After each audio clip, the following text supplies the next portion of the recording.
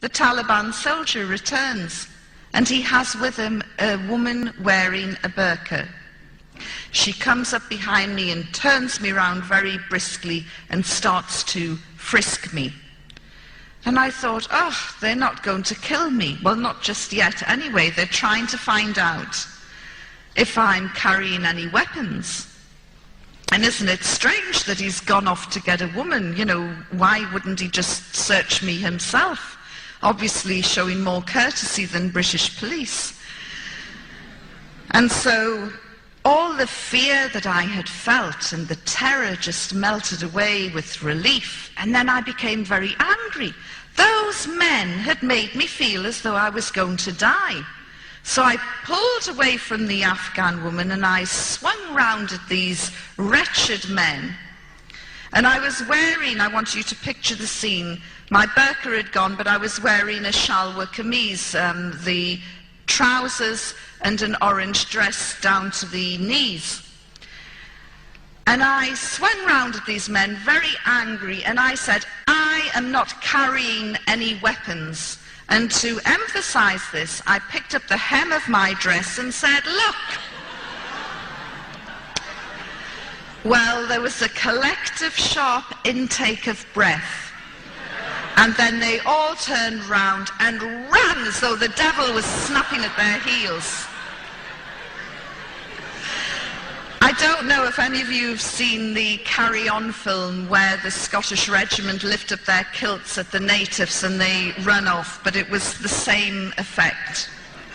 Of course, this was highly inappropriate behavior for a woman in Afghanistan, as I was to find out. And the lady wearing the burqa swung me back round and whacked me across the face. She was in such a state of shock at this vulgar display. Anyway, having established that I'm not carrying any weapons, I was then bundled back into the car and driven off to Jalalabad. I was taken into the intelligence headquarters and introduced to the head of intelligence, who understood a little bit of English. I apologized for causing any inconvenience, and he asked me to write down my personal details and telephone contacts to prove that I was a journalist. After I had done that, he said, we are about to eat. You must have something to eat. And I said, well, that's very kind, but I need to use the telephone first. And he said, no, you can't use the phone. So I said, in that case, I won't eat either as a guest or a prisoner of the Taliban until I can use the phone. And what started then was the war of attrition, which was to last 10 days.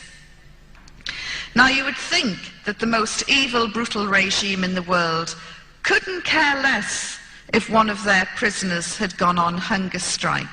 But these men were very, very upset. Despite my protests saying I'm not eating, every morning, noon and night they would bring me food. They would lay out a cloth on the floor, beautiful carpeted floor by the way, and they would put down some bread, some stew, and some rice, and they would bring in a jug of water and a bowl, and they would wash my hands, and they would tell me in broken English, you are our sister, you are our guest, we want you to be happy.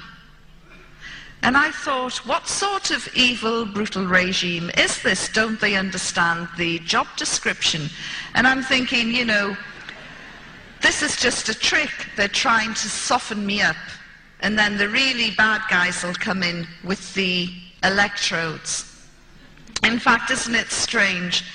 Everything that I thought would have happened to me under this so-called savage primitive regime happened to prisoners in Abu Ghraib, in Guantanamo Bay, and other US holding facilities, which always prompts me to say, thank God I was captured by the most evil, brutal regime in the world and not by the Americans.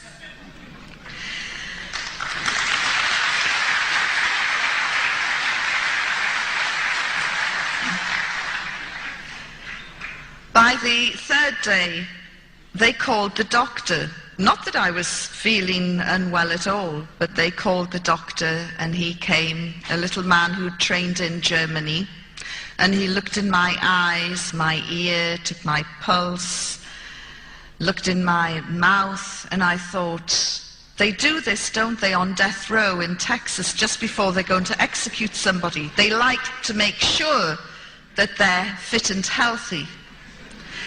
And then he took my blood pressure, and something bothered him because he then took it again. And I said, yes, I know I have high blood pressure. And he said, no, you don't. Your blood pressure is normal. I said, don't be so ridiculous. It can't be normal. You know, I'm about to be killed by the Taliban. How on earth is my blood pressure normal? And he said, look, and he did it again. And it was normal. I said, there you are, 3 days with the Taliban, and you've cured my blood pressure. Thank you very much.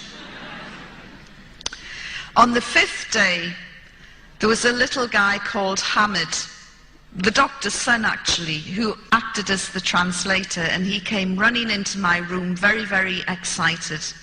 He said, you were on the front page of the papers, and he brought in the weekly paper from Jalalabad.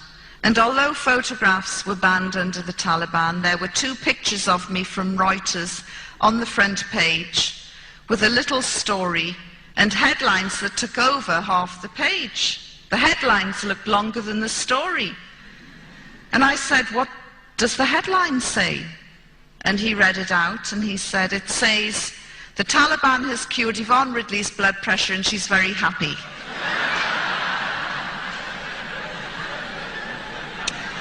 Not the catchiest of headlines.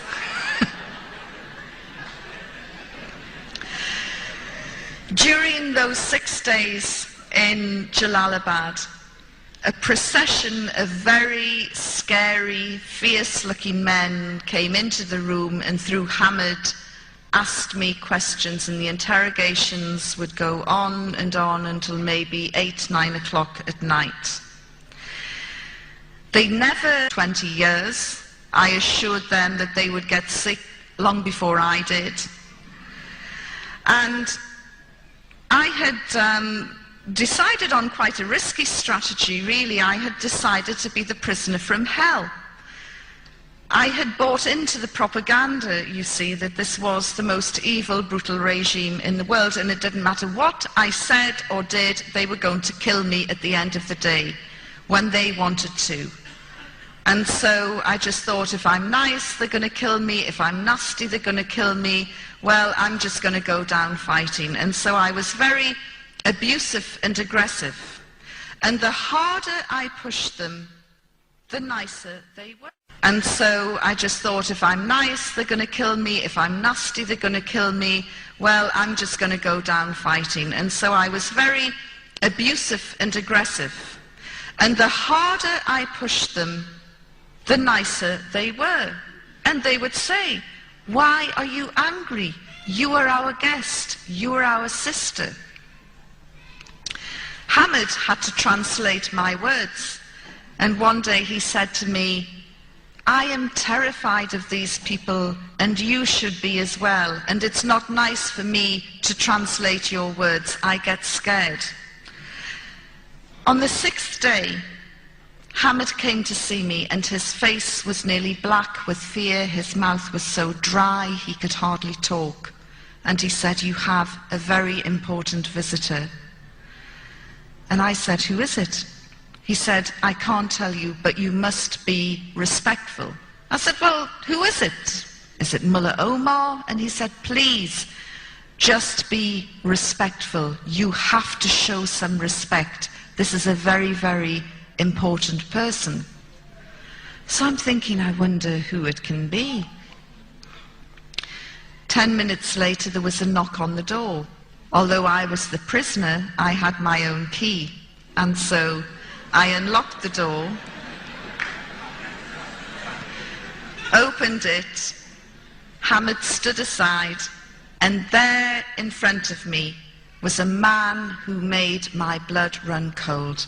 The hair on the back of my neck lifted. For 6 days I had avoided talking about religion, and there in front of me was a religious cleric, a Milano. And everything in Afghanistan is dirty, ripped and torn and dusty. He was wearing an immaculate ivory gown, one which went right down to the ground. The Taliban's clothes were above their ankles. This guy's clothes were right down to the ground. You couldn't see his feet. And he had a great big ivory turban.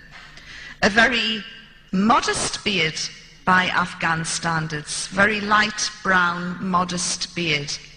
And light brown eyes. And he had beads which he moved, like rosary beads, which he moved 2 at a time. And there was something else about him that I thought was weird. And when I mentioned it to my first Muslim crowd, a few of them went, Alhamdulillah. When I told them, I said there was something really weird about this guy. He had a shine on his face. It was like a light on the inside coming out. I've never seen anything like it before. And I was told by my Muslim friends back in London, this is the nur, the light that comes out of somebody who is very pious, very practicing, a very good person. I didn't know that at the time. I just thought there's something weird and spooky about this guy. After I recovered, I moved aside and invited him into my room. And he was so graceful and elegant, he didn't even seem to walk. He just glided in and glided down. And I sat opposite him, and Hamid acted as the translator. And he said, "What is your religion?" And I thought, oh, here we go. I said, "I'm a Christian." He said, "Yes, but what sort of Christian? Are you a Roman Catholic? Are you a Protestant?" I said, "I'm a Protestant from the Church of England." And he's smiling and moving his beads. And he said, "And what do you think of Islam?" "Oh," I said, "it's fantastic. It's absolutely wonderful."